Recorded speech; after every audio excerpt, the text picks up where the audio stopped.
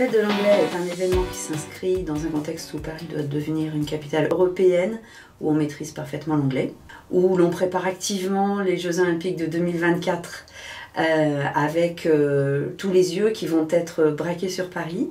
Donc il faut absolument avoir une bonne maîtrise de l'anglais à Paris.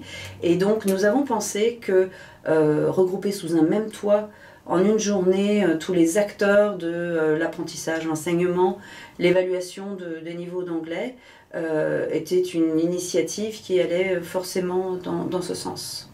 Le programme de cet événement est extrêmement éclectique. Il y en aura pour tous les goûts, pour les enseignants, pour leurs élèves, pour les parents, pour les étudiants, avec des conférences par exemple, aussi variées que aider mon enfant au quotidien, démystifier l'anglais au quotidien, également la politique des langues de l'éducation nationale, les langues dans l'entreprise, l'anglais dans l'enseignement supérieur.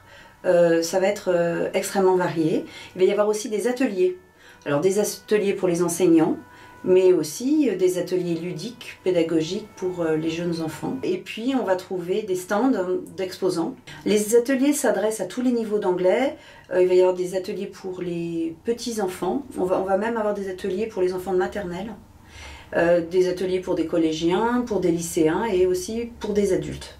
Pour les enseignants, nous aurons alors d'une part une conférence très importante à mon avis qui va être celle de Chantal Manès, qui est inspectrice générale de l'éducation nationale et qui va exposer la politique des langues de l'éducation nationale depuis 2006.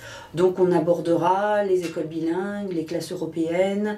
On aura aussi des ateliers, notamment comment parfaire sa formation d'enseignant d'anglais avec des certifications comme le CELTA. Également des ateliers organisés autour de, par exemple, gérer le temps en classe. La gestion du temps, c'est aussi une problématique pour les enseignants.